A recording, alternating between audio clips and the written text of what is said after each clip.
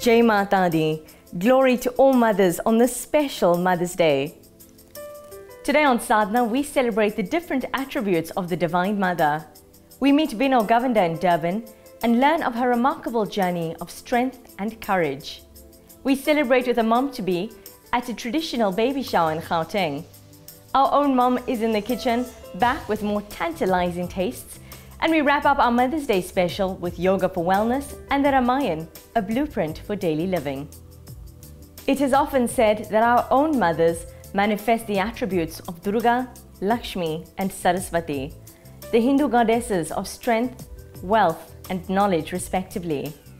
Through trials and tribulations, Vino Govender has demonstrated the essence of these very qualities. Though a multi-award winner and highly successful businesswoman, today the single mom exudes love and compassion.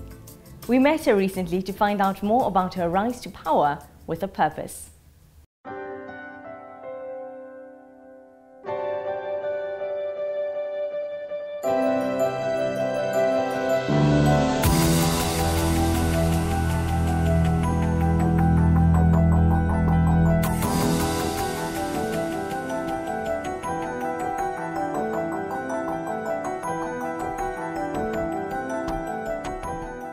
I grew up in a little town called Gingenslovo, which is actually between Stanger and Richards Bay.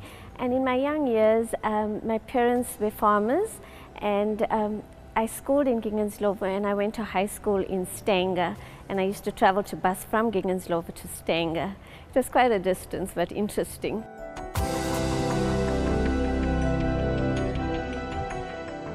As a young lady growing up, I grew up in a household where my parents were very religious, and they've instilled religious beliefs in me. They observed all festivities and prayer that was meant to be observed, and as a result it taught me a lot of moral values.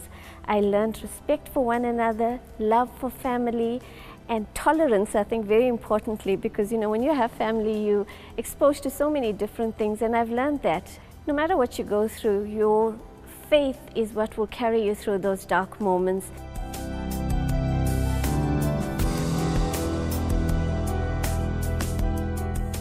I married by the age of 19, lost my dad when I was 10 years old, lost my mom before I was 20, widowed at the age of 30 when my son was 5 years old. Life changed for me dramatically, being a young widow, having nowhere to go. At that stage I was also retrenched. I made it my life mission to actually help other widows, and what I have done is I've started skills development program for widows and single moms, and we teach them computer skills that they are able to go out into the working world and make something of their lives. You can't just let life pass you by. You can't just let things go without actually having a purpose. For me, every single day that I lie in bed, I looked to my one side and I could see my 5-year-old stare right back at me. For me, that was my purpose. I had to get up, I had to get dressed, and I had to show up. And I've done that. And I know that there are widows there that don't want to even take the next step because they're so depressed or so saddened by the trauma that they faced. And I hope to give them that hope to go on another day. Vino Govender is a celebrated woman in business, having already earned a number of accolades to her name, including the prestigious International Women's Entrepreneurial Challenge Foundation Award in 2017. Vino's first job was as a cashier at a takeaway in Ishawe to subsidize her studies. Coming from an accounting background, Vino stepped into the world of engineering as an admin assistant and quickly worked her way up to becoming managing director in a very male-dominated industry. Humbled by her upbringing, her power in the boardroom translated to sustainable development on the ground. Our motto is Life Africa, Changing Lives. And what that simply means is engineering for us is just not a man-made space in which we work and we play and we create an environment for our clients, but we take our engineering to another level where we inspire the communities that we work in to be better individuals by providing sustainable living solutions. We actually go beyond our call of duty and we create an environment where those individuals can be self-employed and sustain themselves by introducing agri-components to our projects.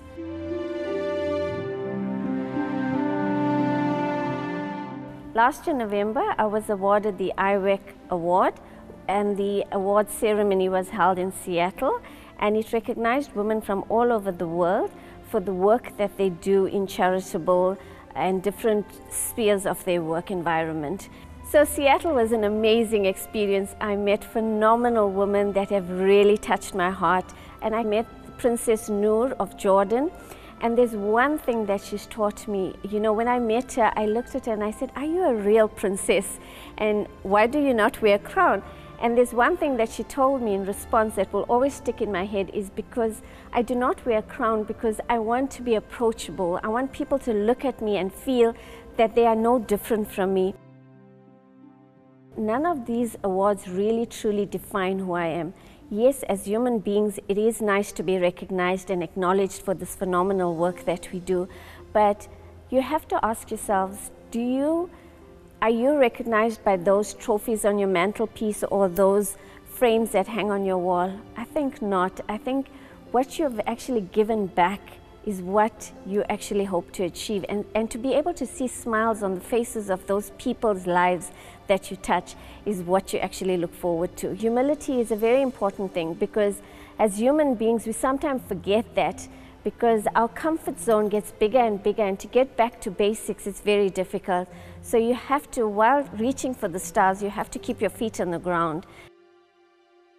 The Moms High Tea, it's called the Forgotten Moms High Tea, which I hope to be an annual event. It's an event where we take moms from homes, basically moms that have been forgotten, whether they're found on the streets, and we have a high tea for them.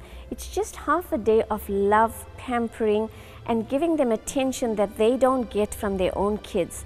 And I think for me, that just gives moms a special place to feel dignity. The only thing that I know as a survivor that I need to do is draw strength from my faith. The Divine Mother, as I refer to, is Mother Shakti. Shakti means strength. For me, being able to draw strength from her is what has taken me through my trying times. And I think as women, and me especially as a mother and a single woman, I'm able to draw inspiration, and I inspire to be like her, to have that strength, to have that willpower, to fight any battle and challenge that comes your way. And I think that's how I have managed to overcome those trials and tribulations that I have experienced in my life.